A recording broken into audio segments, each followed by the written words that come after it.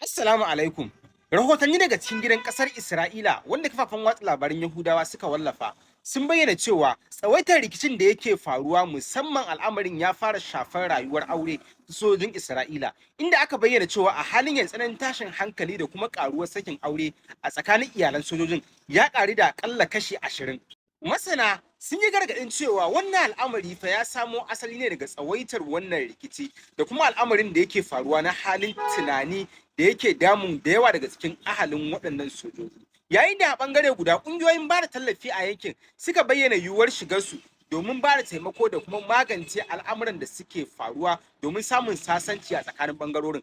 Idan rahotannin namu suka dangana zuwa ƙasar Yaman, wasu kafafen watsa labarai da ke da alaƙa makusanta ga Houthi sun bayyana cewa a halin yanzu ma'aikatan wani jirgi da aka nutsar a kwanakin baya su 10 zuwa yanzu sai an tashi da su daga birnin na Sana'a zuwa Oman. Jirgin ya nutse ne a cikin waɗansu watanni da suka gabata a baya lokacin da ake samun tashin hankali a yankin, wanda wannan al'amari ya janyo kiraye-kiraye daga ƙungiyoyin jin kai da na kare haƙƙin ɗan adam akan ma'aikatan da suke cikin wannan jirgi.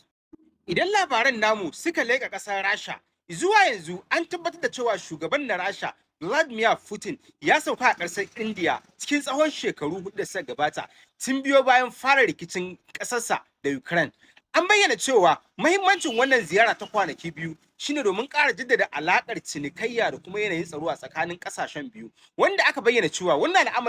al'amarin ya taso sakamakon ƙara matsin lamba da ƙasar Amurka ke yi ga ƙasar ta India sakamakon siyayyar mai da take yi zuwa ƙasar ta Rasha. Rahotanni sun bayyana cewa manyan abubuwan da za a tattauna a yayin wannan ziyara sun hada da siyan makamai, samar da kayayyakin tsaro tare da ƙulla doguwar alaƙa a tsakanin ƙasashen guda biyu.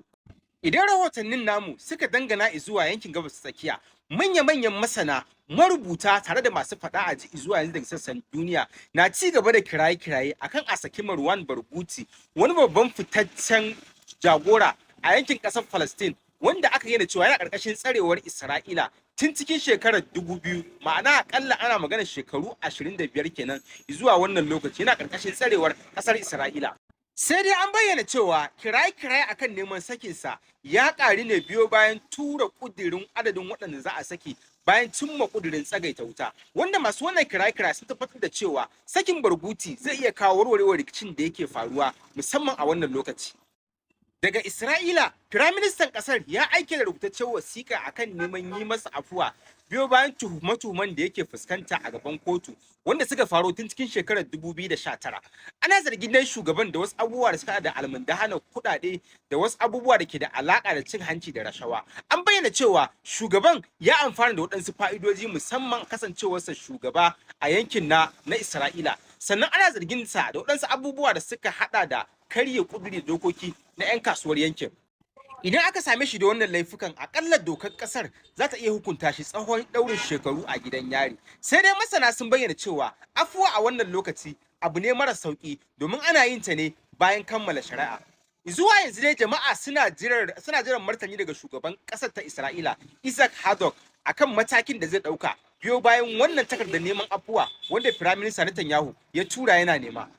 So amma a cikin wani sabon rahoto hallau dai daga ƙasar Rasha, shugaba Putin ya bayyana aniyar ƙasarsa na sake karɓar wani yanki na Donbas wanda yake cikin gabashin ƙasar Ukraine a lokacin da ƙudurin tattaunawa ke ci gaba. Shugaban ya bayyana cewa karɓar wannan yanki yana da alaƙa musamman da jibi da tsaron ƙasarsa, wanda ya bayyana yiwuwar ci gaba da ayyana abubuwan da suka dace ga gwamnatinsa domin tabbatar da karɓar wannan yanki ya kasance a bisa doka.